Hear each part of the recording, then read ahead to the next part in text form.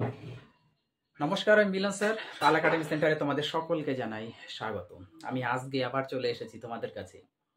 এনটিপিসির 8 জুনে তোমাদের যে ধরনের কোশ্চেন এসেছে, এর আগে তোমাদের আমি 8 জুনের পার্ট 1 এবং পার্ট 2 দুটো ক্লাস আপডেট দিয়ে দিয়েছি।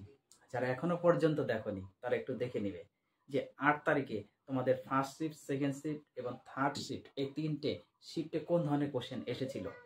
দুটো ক্লাস আমি আপডেট দিয়ে দিয়েছি। আরও কিছু কোশ্চেন আমি কালেক্ট করতে পেরেছি। তো আজকে তোমাদের সেই 8 জুনের পার্ট নাম্বার 3 নিয়ে আমি সম্পূর্ণ বিস্তারিত আলোচনা করব। ক্লাসটি শুরু করার আগে তোমাদের কাছে ছোট্ট একটু রিকোয়েস্ট, তোমরা যারা আমার চ্যানেলে নতুন দেখছো তারা আমার চ্যানেলটি একটু সাবস্ক্রাইব করে পাশে থাকা বেল আইকনটিকে একটু প্রেস করে দিবা, এবং সর্বশেষে যদি ক্লাসটি ভালো লাগে তাহলে অবশ্যই একটা লাইক দিতে এবং একটা সুন্দর কমেন্ট করতে কেউ ভুলবে না। তাহলে চলো আর সময় নষ্ট না করে আমরা সরাসরি চলে আসি এবার প্রথম যে কোশ্চেনটি দেখো কি বলেছে। বলেছে যে অ্যাসিড বৃষ্টি হয়। অ্যাসিড বৃষ্টি হয় অ্যাকচুয়ালি কোন কোন জিনিসের জন্য আমাদের অ্যাসিড বৃষ্টিটা হয়? সালফার ডাই অক্সাইড SO2, আর একটা হচ্ছে NO2 মানে হচ্ছে নাইট্রোজেন ডাই অক্সাইড। তার মানে অ্যাসিড বৃষ্টির জন্য দায়ী সালফার ডাই অক্সাইড এবং নাইট্রোজেন ডাই অক্সাইড, এই দুটো হচ্ছে অ্যাসিড বৃষ্টির কারণ। ওকে, তারপরে কোশ্চেন, ডিএনএ কে আবিষ্কার করেন? ডিএনএ কে আবিষ্কার করেন? অ্যান্সারটি হবে ওয়াটসন ও ক্রিক। ওয়াটসন ও ক্রিক ডিএনএ আবিষ্কার করেন। তারপরে কোশ্চেন, জাতীয় বিজ্ঞান দিবস পালিত হয়। জাতীয় বিজ্ঞান দিবস কবে পালিত হয়? এই যে দিবস, এই দিবস নিয়ে কিন্তু তোমাদের প্রত্যেক দিন কোনো না কোনো শিফটে কোশ্চেন কিন্তু আসছেই।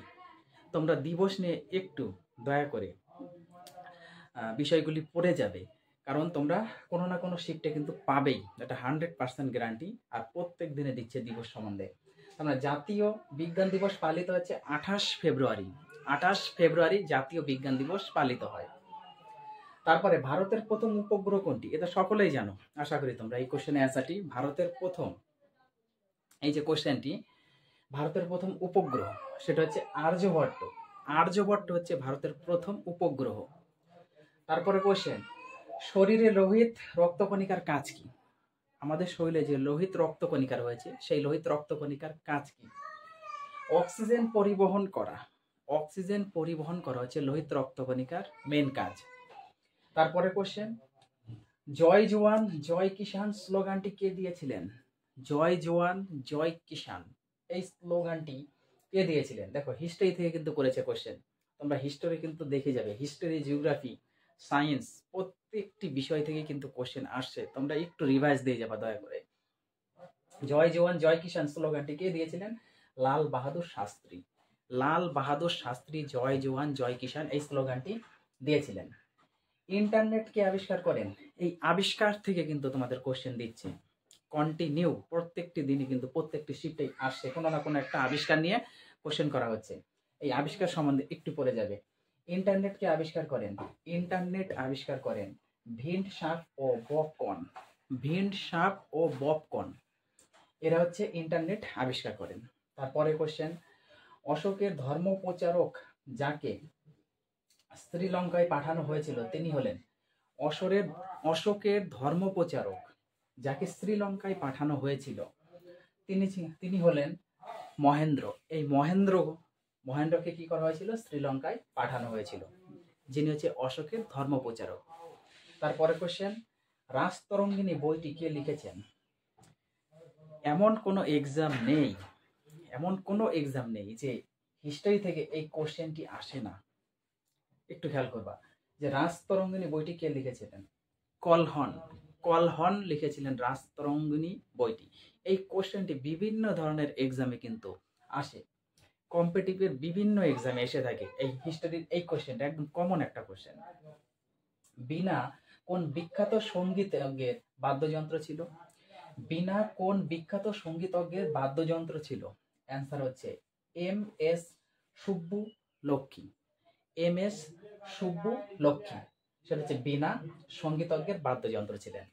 তা হচ্ছে হরপ্পা সভ্যতা কোন নদীর উপর দিয়ে গড়ে উঠেছিল? হরপ্পা সভ্যতা, তোমরা হরপ্পা সভ্যতা থেকে একটু পরে যাবে। হরপ্পা সভ্যতা কোন নদীর উপর দিয়ে গড়ে উঠেছিল? রবি নদী। রবি নদীর উপর দিয়ে হরপ্পা সভ্যতা গড়ে উঠেছিল। তারপরে কোশ্চেন, সিপিইউ এর পূর্ণরূপ কি? সিপিইউ এর সম্পূর্ণ নাম central processing unit. Central processing unit, central processing unit. তাহলে সিপিইউ হচ্ছে সম্পূর্ণ নাম হচ্ছে সেন্ট্রাল প্রসেসিং ইউনিট। এই কম্পিউটার থেকে কিন্তু তোমাদের কন্টিনিউ কোশ্চেন দিচ্ছে, কন্টিনিউ 4টে 5টে করে প্রত্যেকটি শিফটেই কিন্তু কম্পিউটারের উপর বেসিক করে কোশ্চেন করা হচ্ছে। এর আগের শিফটে তোমাদের এসেছিল যে কম্পিউটারের মস্তিষ্ক কাকে বলা হয়, সেটা হচ্ছে সিপিইউ কে বলা হয়।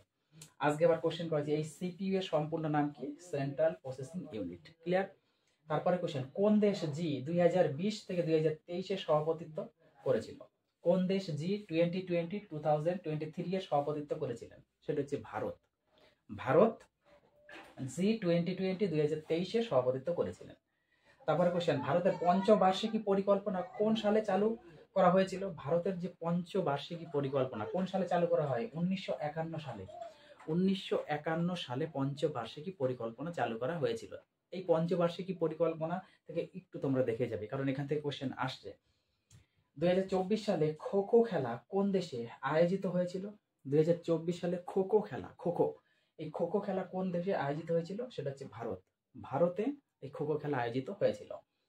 তারপরে ভারতীয় সংবিধান কবে গৃহীত হয়েছিল? আশা করি এই কোশ্চেনটি সকলেই তোমরা জানো। সংবিধান থেকে তো কন্টিনিউ প্রত্যেকটি দিন, প্রত্যেকটি শিফটে, ফার্স্ট সেকেন্ড থার্ড 3টে শিফটেই কোশ্চেন দিয়ে যাচ্ছে ভারতের সংবিধান থেকে।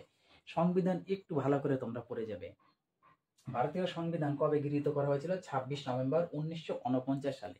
26 নভেম্বর 1949 সালে। মোস্ট ইম্পর্টেন্ট এই কোশ্চেনগুলি পরবর্তী শিফটে কিন্তু আবার তোমাদের দিতে পারে। যত শিফট এগোচ্ছে তত কিন্তু কোশ্চেন ধীরে ধীরে সোজা হয়ে যাচ্ছে।